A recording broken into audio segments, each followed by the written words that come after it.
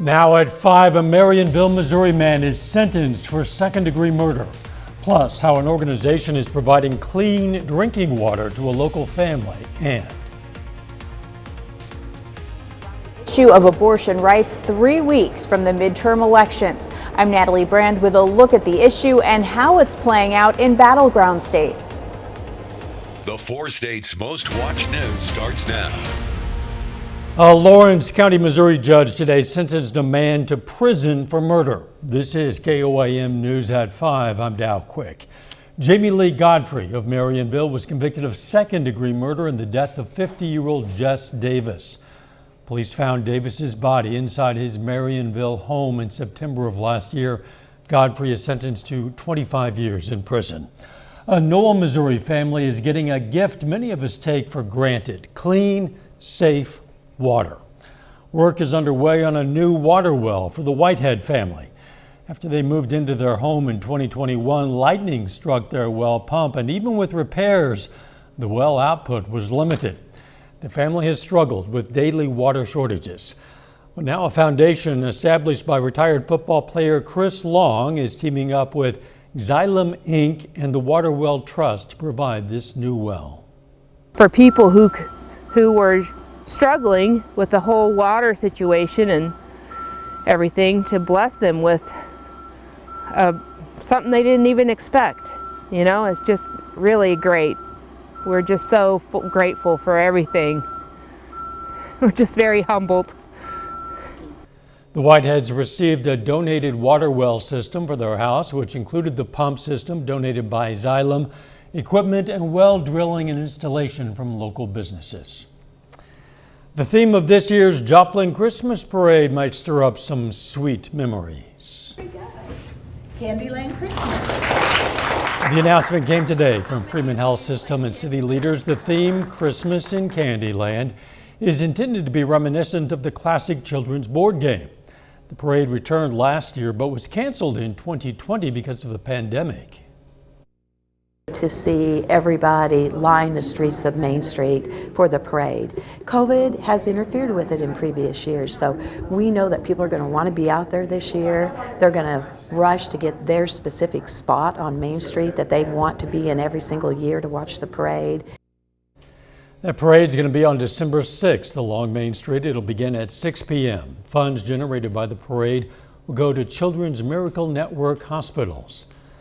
Another cold night ahead of us. Doug Heddy. Yeah, we had a cold night this morning, or a cold morning. Temperatures down into the upper 20s. We're going to get even colder as we go through the overnight hours tonight. Clear skies once again. We'll see clear skies as we go through the rest of the evening hours. But look at our temps. Most of us didn't hit 50 today. Average high is 70. 46 Nevada, 46 in Neosho, Miami 48, Pittsburgh sitting at 46 degrees, and also a little windy once again today. Northerly winds at about 10 to 15. These will calm down as we go through the evening hours. So 45 by 6, 37 by 8, 33 by 10. After 10 o'clock, we'll drop below freezing and hold there for about 8 hours, all the way down to 22 later on tonight. Thunderstorms back in the forecast. We're going to look at that here in a bit. See you then.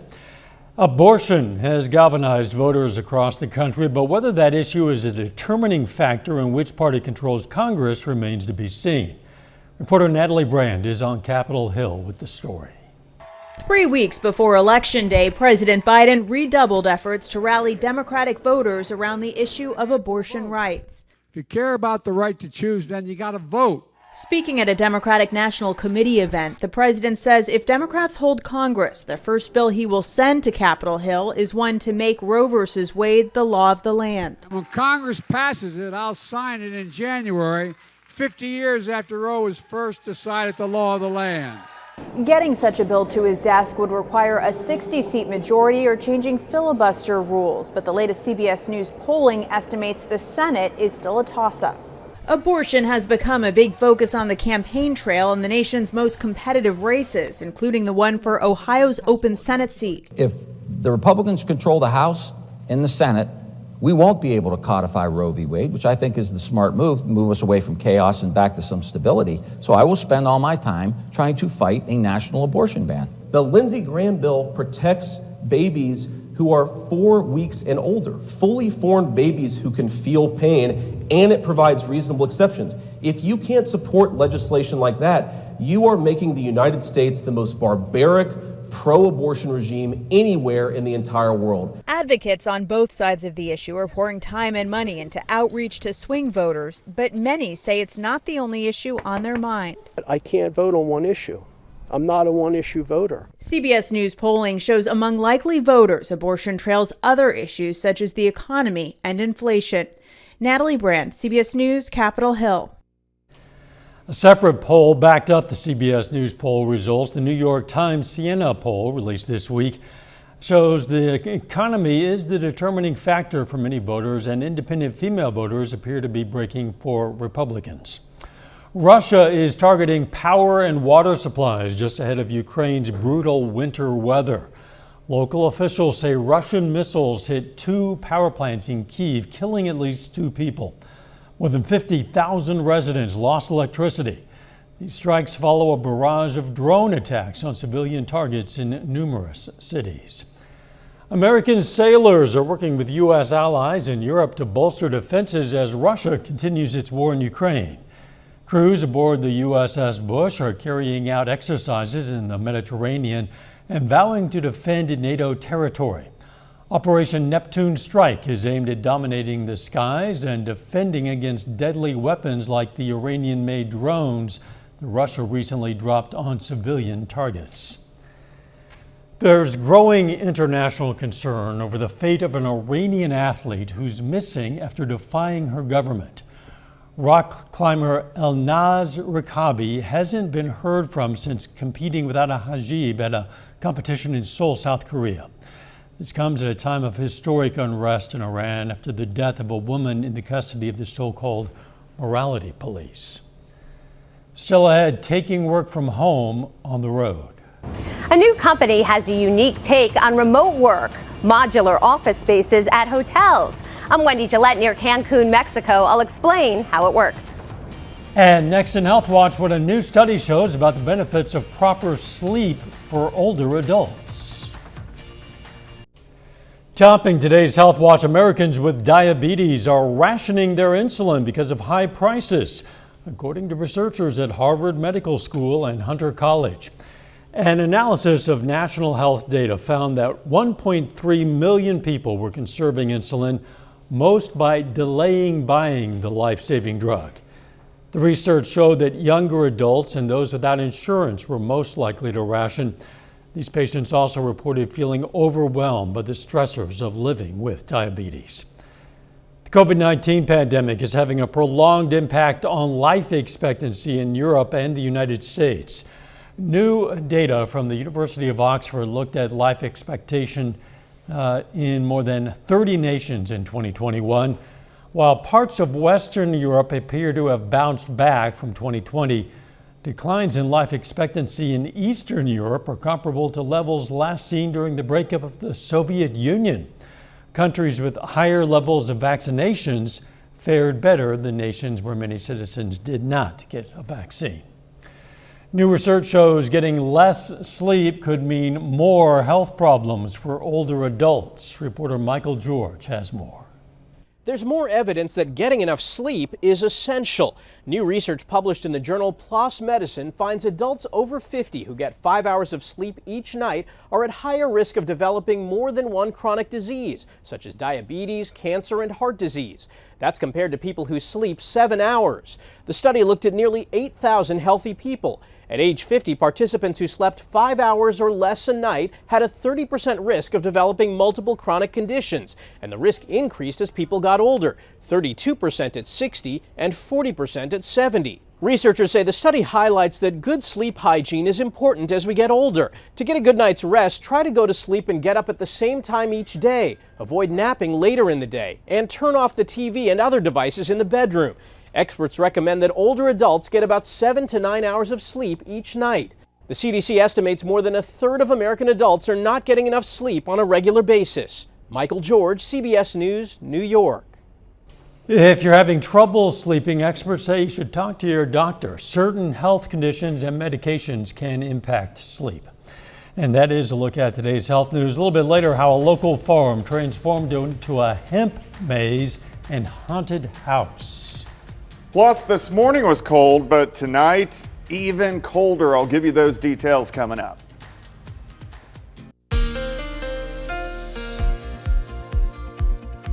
Well, it turned out to be a chilly one for us today. Started into the upper 20s, only went into lower or upper 40s for highs, well below where we should be for this time of the year. And it was kind of windy all day long, so it made it feel cooler than what it actually was. At least we had the sunshine, still had the sunshine. Nice shot. This is Indigo Sky Casino and Resort Indigo just outside of Seneca, Missouri. But look at the month so far. We had a big stretch of 80s the first week. We cooled down a bit toward the end of the week, and then, gosh, we were 80 on Saturday, and then 50s and 40s for us over the past couple days, so a couple days below normal. Freeze of warnings in effect, Oklahoma and also parts of Arkansas. We're not seeing this on the Missouri and Kansas side. You have cleared your freeze warnings for the season. That essentially means the growing season is pretty much done on the Kansas and the Missouri side, but still temperatures are going to get down there again tonight. 46 in Carthage, Anderson, Nevada, Pittsburgh. We have Miami at 48. We have Chanute sitting at 49 degrees, and we aren't alone. Look at the entire Central Plains. Pretty cool, but we're starting to warm back up out to the west, western Kansas into the high plains, and that warmer air will start to work toward us as we go through the next couple days. Still kind of breezy. North winds at about 10 to 15, but these will start to die down a bit as we go through the rest of the evening into the overnight hours. 47, north winds at 12, humidity is bone dry at 21%.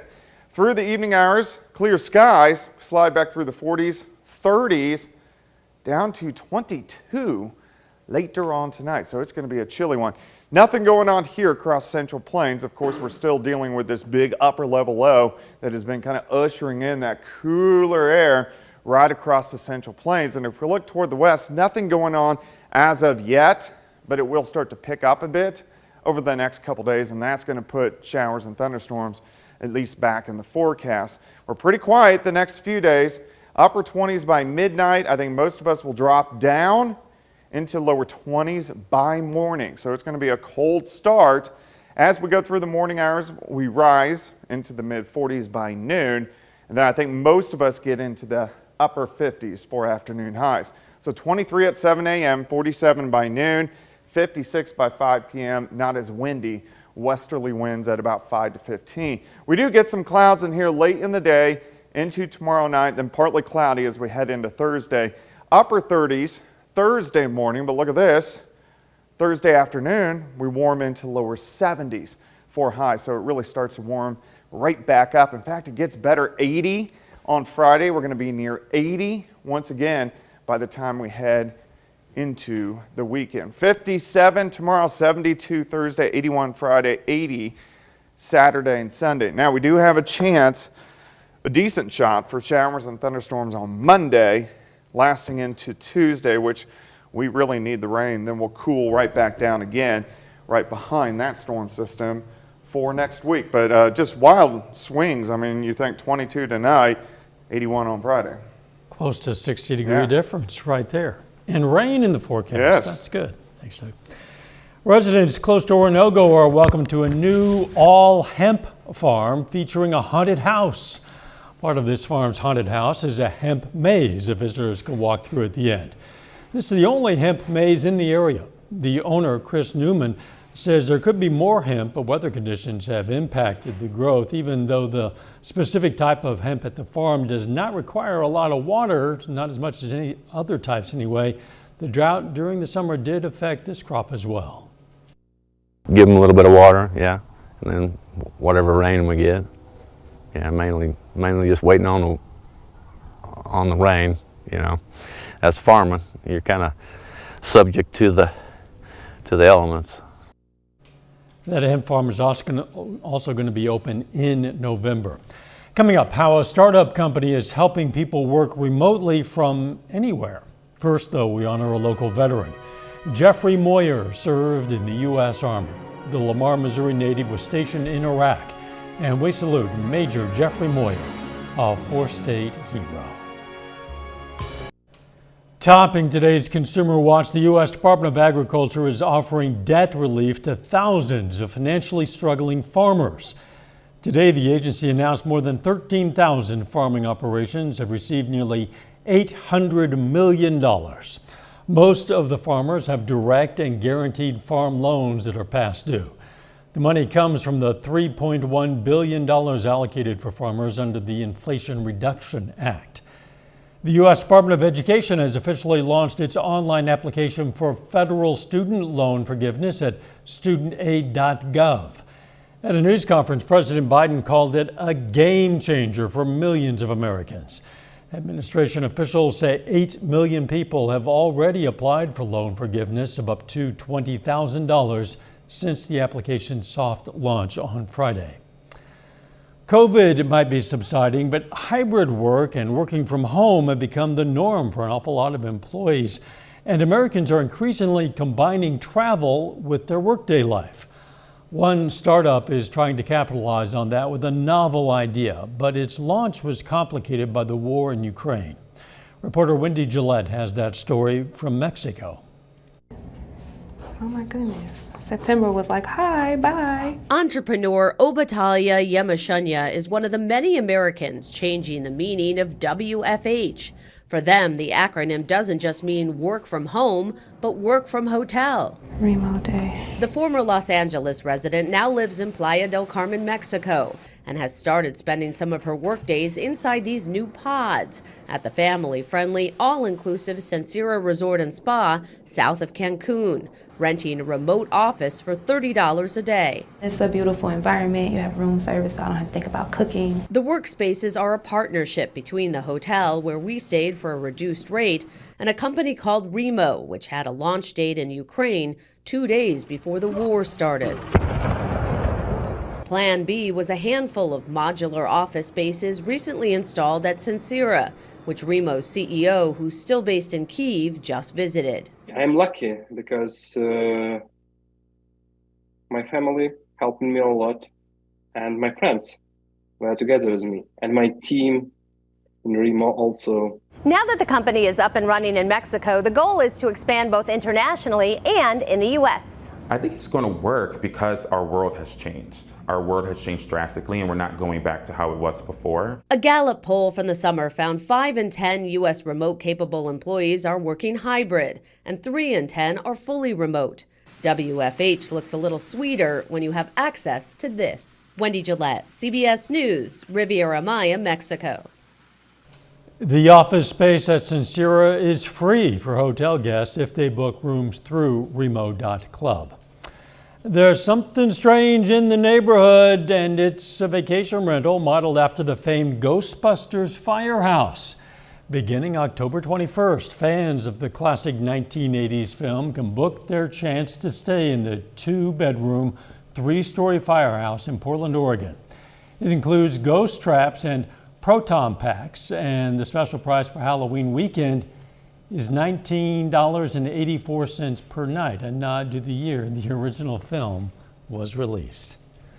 A final check of the forecast next.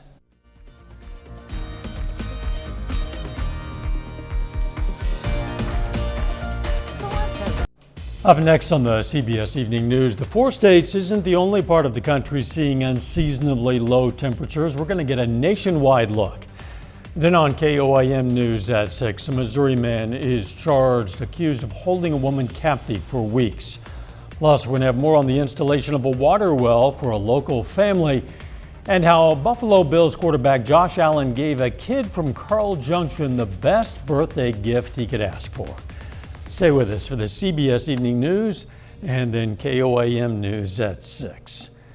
Yes, it was cold last night, bitterly cold, sub-freezing cold, and guess what? It's going to be cold again tonight. Yeah, we dipped down into the upper 20s this morning. We're going to go into the lower 20s by tomorrow morning, but we do start to warm things back up. 57 tomorrow, 72 Thursday, and then near 80 as we head into the weekend. Dry until early next week.